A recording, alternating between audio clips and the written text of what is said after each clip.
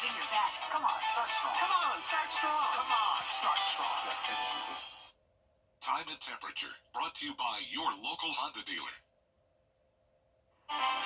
All of January has been pretty cold, but believe it or not, it is getting even colder, with lows falling into the teens next week, highs only in the 30s. And on top of that, we have a chance of winter weather. But first, we have to get through the rain on Saturday. I'll have all those details coming up. Right now on News Channel 6 at 11, debris cleanup continues in the Garden City when city leaders say pickup will be complete. Also ahead, a heated debate tonight about the future of the old First Baptist Church property in Augusta. We'll take you to the public hearing. And a tragic boating accident in Scriven County. What we know so far as your news at 11 starts now. Live from Television Park, this is WJBF News Channel 6 at 11.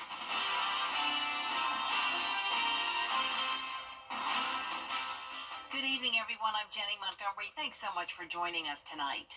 Coverage you can count on begins, as it may not look like it, but the end is in sight when it comes to debris pickup in Augusta. Those disaster recovery trucks have been removing storm damage since the first week of October. Some areas are just now getting their first pickup, but the city's debris manager is announcing that the final pass for city neighborhoods will begin sometime next week. We're looking to make an announcement today about starting final pass, and some of the areas will probably start in District 1 and 7 and subsequently move down. But what we're going to do is we'll make announcements based on voter precincts. So if you know what your voter precinct is, we'll make announcements that when we're starting those and when we're finished. The deadline for 100% reimbursement from FEMA is coming up next month. It's been more than 90 days since Hurricane Helene left several areas throughout the CSRA filled with streets of debris piles, some wondering if they can cause health concerns. Bria Smith spoke with local doctors who say the short answer is yes. Call and make sure that she's doing everything that she's supposed to be doing in regards to these medicines.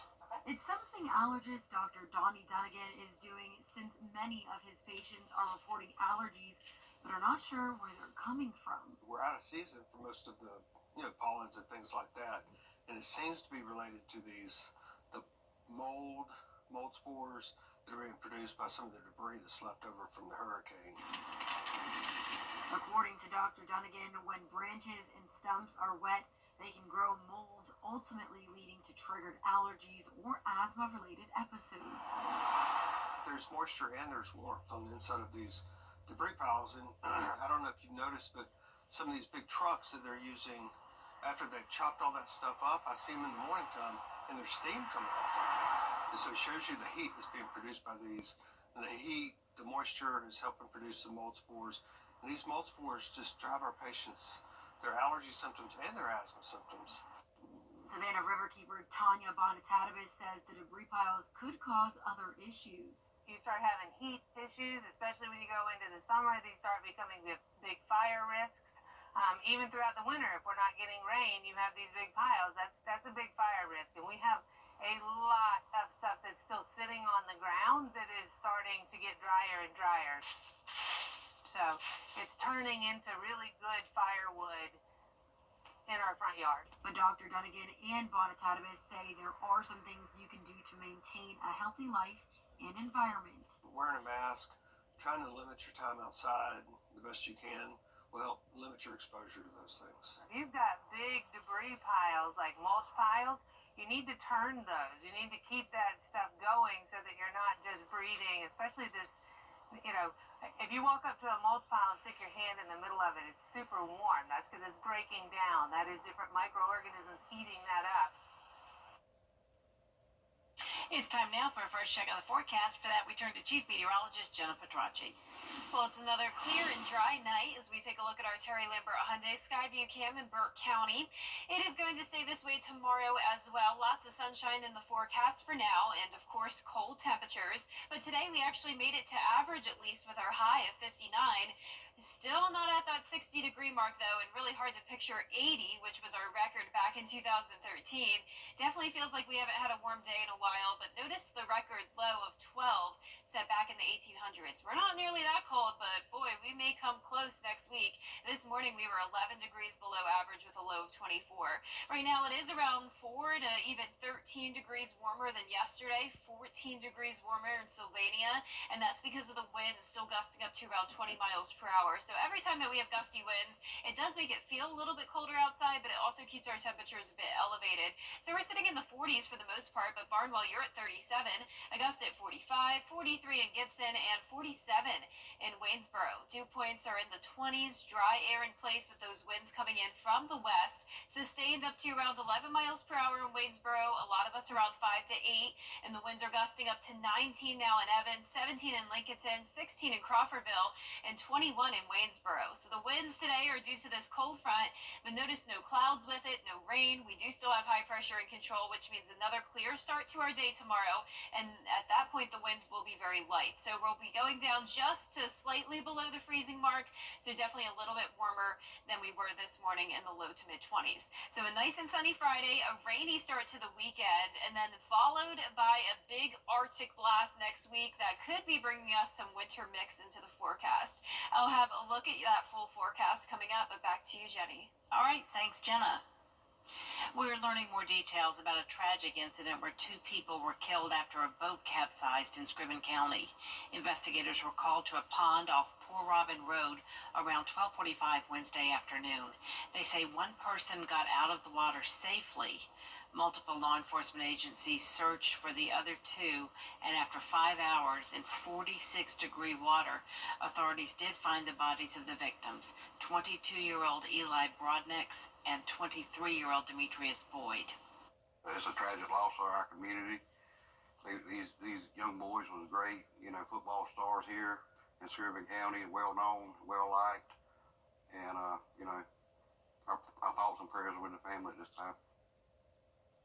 The sheriff's office is still investigating the circumstances leading to those deaths, but they do not suspect foul play at this time. The Historic Preservation Commission held a hearing Thursday over possible violations and infractions by the Historic Preservation Ordinance and the City Building Code over the old First Baptist Church property on Green Street. Isabella Moody was there. A heated hearing at the Augusta Municipal Building about the future and current state of the old First Baptist Church of Augusta. The church has been there since 1902 and was the founding site of the Southern Baptist Convention. It is also on the National Register of Historic Places and Downtown Historic District. Sherman and Him Street Real Estate Co. bought the building back in 2020. It's a significant historic resource, not just architecturally, but to the community and all the members that with the First Baptist Church community that grew up in that church, their parents grew up in that church. It's no longer active as a First Baptist Church, but it's still in the hearts and minds of Augustans. The purpose of the meeting was to determine whether the owner, Joe Edge, has kept the property up to code. Community members from Jesse Norman School of the Arts, Immaculate Conception School, and Historic Augusta raised concerns about the property endangering the public and the blighted conditions of the building. So if a person buys a building in a historic district in the state of disrepair that this building was and does not have the money to take care of it, then that's a big mistake. The HPC decided the building was still not up to code. Afterward, Edge declined to comment. But in a statement earlier today, he said, while the progress might not be as quick as some would like, there has been progress, and any notion that the building is a nuisance or risk to life safety to anyone is factually incorrect. We weren't singling out the owner, we were singling out this building because this building is so important. After a 2.5-hour meeting, the commission came to a decision to give the owner 10 days to start the process of getting the building up to code. In Augusta, Isabella Moody, WJBF News Channel 6. Governor Brian Kemp highlighting his top priorities at his annual State of the State address today. Kemp talked about helping Georgia farmers and rural communities impacted by Hurricane Helene, job creation, and expanding health care access. And thanks to a budget surplus, Kemp says he will lower the state income tax rate, saving Georgians $7.5 billion over the next decade. Georgia accounts for roughly 22% of Waffle House locations in the country, but almost 37% of their litigation cost. Their liability insurance premiums have gone up 235% since 2018, and their average cost for a negligent security lawsuit in Georgia is 5 times higher than in Florida. Governor Kemp's budget proposal also includes $159 million for campus safety to protect children in classrooms. Coming up, mystery money in South Carolina. Details on where the $1.8 billion found in a state account came from after the forecast. And we'll have another round of sunshine tomorrow to enjoy, but then the clouds take over Saturday along with a high chance of rain. Sunday looks good, and that'll be the last warm day, or so you could call it, because temperatures are plummeting on Monday. I'll have a full look at that 10-day forecast when we return. All right, so let's... The Live 5 for 6 Skyview Network, sponsored by Terry Lambert Hyundai. Now, your most accurate forecast with WJBF Live 5 for 6. Welcome back and happy Friday Eve. I hope you've had a great week so far, and hopefully you've enjoyed these slightly warmer temperatures, because we do not have much longer of temperatures in the 50s. Now, our Terry Lambert Hyundai Skyview cam at Wellstar MCG Health showing good visibility tonight, clear skies, 45 degrees, really not too cold, all things considering. It is feeling like 41 though, so the wind chill is a little bit lower than the actual air temperature, and that's because of a southwest wind of 8 miles per hour. Dew points are low in the 20s, and around the CSRA we're seeing mostly those mid-40s, but Barnwell, you're only at 37 degrees, Allendale 41, 44 in Edgefield, and 43 over in Gibson. We have a weak cold front coming through. That's not going to drop our temperatures tomorrow, but it is bringing us the breezy conditions tonight. By tomorrow morning, though, winds will be calm and temperatures will be right around the freezing mark, a little below, and then as we go into the afternoon, we'll be back into the mid-50s. So 50s are sticking around Saturday and Sunday as well, but then on Monday, a 20-degree drop-off, if not more, down to 38 as your high, and then a low of only 21. So it is going to be frigid next week, no other way to put it. Our futurecast tomorrow, 8 a.m., showing the clear conditions, but then clouds will move in by Friday night ahead of our next system. This is going to bring us widespread rain Saturday morning, a break in the afternoon, and then another round of rain in the evening. And a few of these showers could linger into our Sunday morning as well. So let's bring it closer to home, 4 a.m. on Saturday. Most likely you'll be sleeping through this. That first round of rain comes in, and then another round around 8 a.m. Some heavier downpours, but don't worry, it may look a bit more daunting than it actually is. I'm not expecting any thunderstorms, no flooding. This will definitely be a warm rain as well, at least all things considered. The temperatures will be in the 50s, so none of that will turn into any frozen precipitation. And then by the afternoon, cloudy skies, maybe a few sprinkles around, but for the most part dry until we get into the evening hours. Then our southern line counties will get another round of rain, and then this pushes through the metro around 10, 11 o'clock Saturday night. And once again, some of those showers could linger into early Sunday morning. Our rainfall estimates will be pretty low, around 1/4 of an inch, but in any spots like our southern counties that do get some heavier downpours, we could see around 3/4 of an inch. Now, let's talk about the elephant in the room, the chance of snow next week. Still a lot of uncertainty here, but what we know for sure is that next Monday through Thursday, it's going to be cold. Wind chill in the lower teens, maybe even single digits, and that low chance of winter mix. You can see the temperatures are going to fall all the way down to 36 as your high on Tuesday. The lows are going from above freezing Sunday morning to the teens Tuesday, Wednesday, and again on Thursday. It does look like our best chance of snow will come in on Tuesday. Some of that could linger into Wednesday and Thursday. 16 degrees was the last time we were in the teens. That was about a year ago now. And as we look ahead here, we're going to have that Arctic air with high pressure across most of the nation. And then if this Gulf low forms, that would be our winter weather maker. But it all depends on the track of it. And that's what we're going to be watching very closely for you next week. That 10-day forecast showing, as I mentioned, the best chance of snow around Tuesday, PM snow possible, just a 20% chance of that, and a winter mix on Wednesday. Isolated showers to end the week as well. Back to you, Jenny. All right, Jenna, we do appreciate it. One of the biggest stories recently in South Carolina was the mystery $1.8 billion reported to be found in a state account. After months of investigations and testimonies, a financial consulting firm's report shows that error, again, $1.8 billion, never fully existed. The forensic accounting report shows $245 million was the only reportable investable cash. The other $1.6 billion was accounting errors.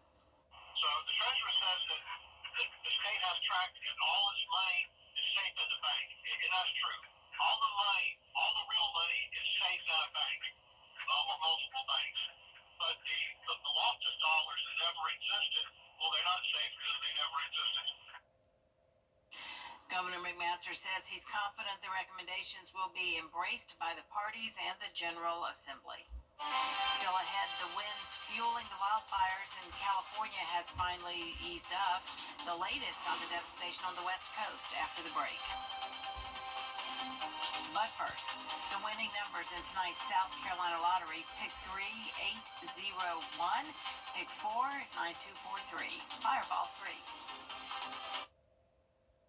Every day, ordinary people in the CSRA do extraordinary things to serve our community.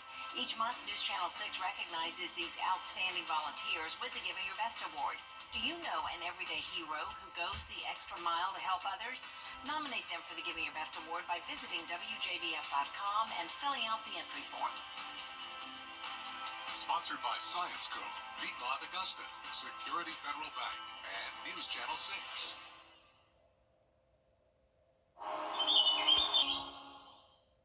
The MLK Day sales event is going on all weekend long at Gerald Jones Volkswagen.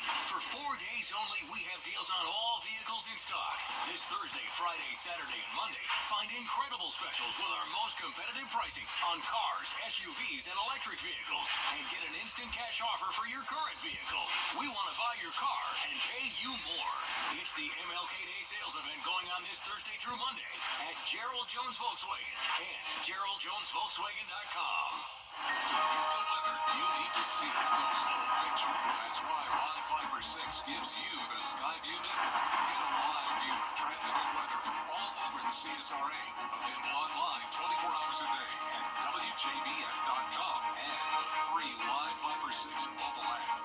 The WJBF Live Fiber 6 Skyview network. Powered by Terry Lambert Hyundai. Low prices, big selection, and committed to quality customer service.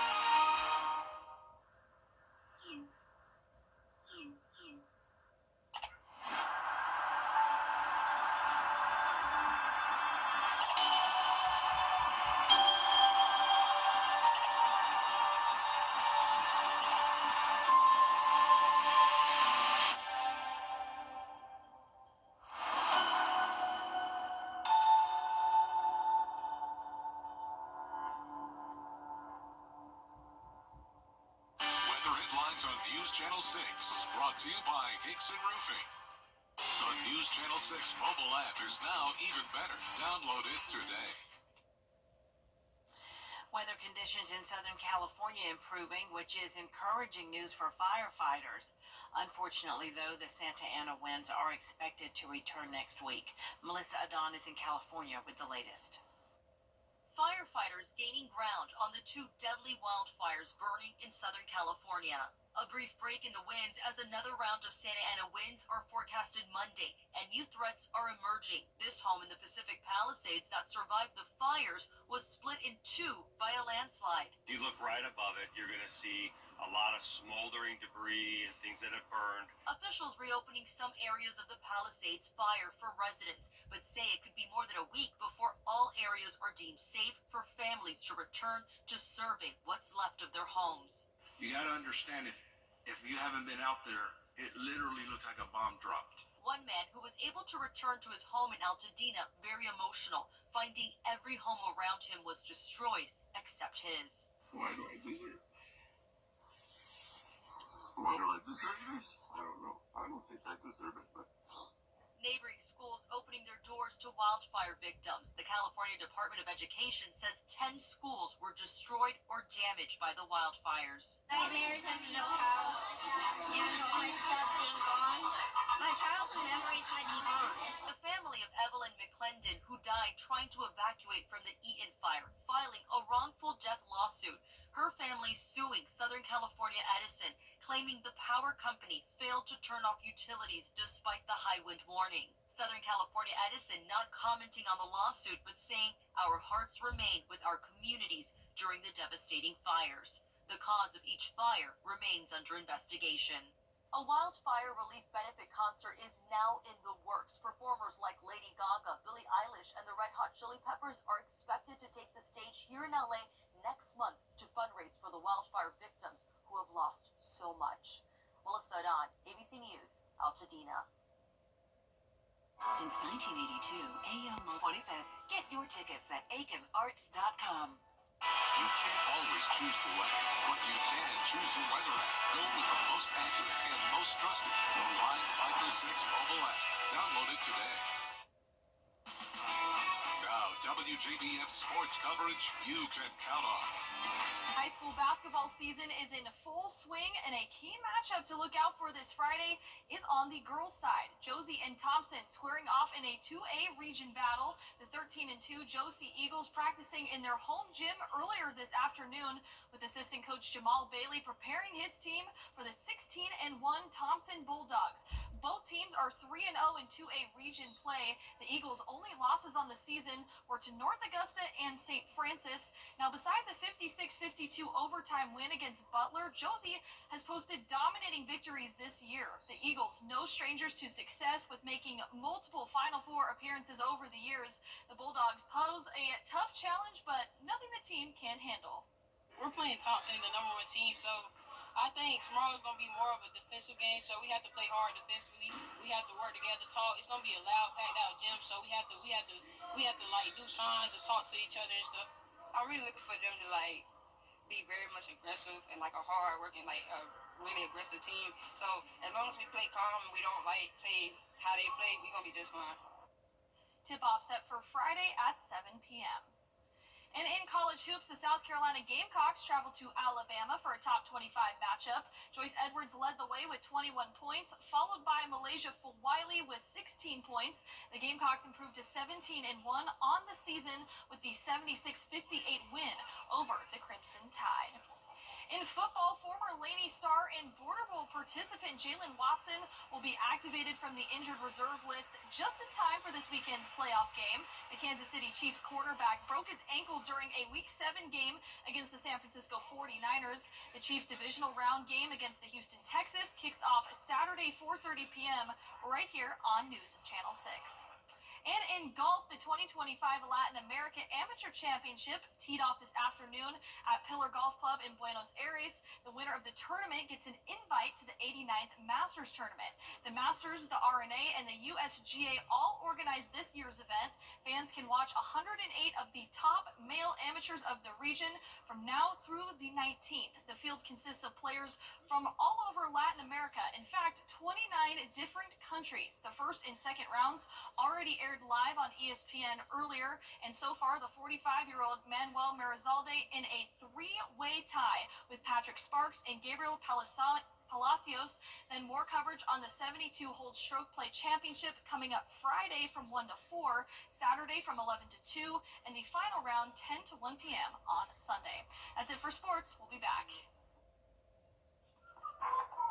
Okay. Learn more at dds.georgia.gov. At WJBF's Television Park Productions, our mission is to provide local businesses with top quality video and digital content at an affordable price. With decades of experience, our award-winning creative team will guide you step by step through the creative process, resulting in a successful marketing message for your brand. Over the years, we've helped hundreds of local businesses expand their voice. Visit WJBF.com/creative to find out how we can do the same for you. The CSRA is full of amazing women. Women who inspire. Women who innovate. Women who lead. That's why News Channel 6 brings you Women to Watch. On the last Wednesday of each month, News Channel 6 recognizes local businesswomen who are making a positive impact in our community. Nominate someone today at WJBF.com. Sponsored by Goodwill. No chance of rain tomorrow. Another beautiful sunny day. Temperatures in the upper 50s for now, and it will stay that way through the weekend. But on Saturday, we have a very high chance of rain with cloudy skies. Back to sunshine on Martin Luther King Jr. Day, but that's when it gets cold. Highs in the 30s, lows in the teens. Finally tonight, a restaurant in England is charging big bucks for a controversial pizza topping. If you want to put pineapple on your pie at Lupa Pizza, it'll cost you $120. The owner hates the topping so much, he says that's a fair price for having bad taste. Well, now, the head chef agrees, though, saying he would rather put a strawberry on a pizza than that, quote, tropical menace. So far, no customers have been brave enough to add pineapple. I bet they don't mind it in a frozen concoction with a little umbrella on top. Right. Yeah. But they don't want it on that I bet they'll take it in a pina colada. Goodness, I love pineapple on my pizza personally, so Maybe I'll be the first person to pay it. That's our report, everybody. Thanks for watching. Good night.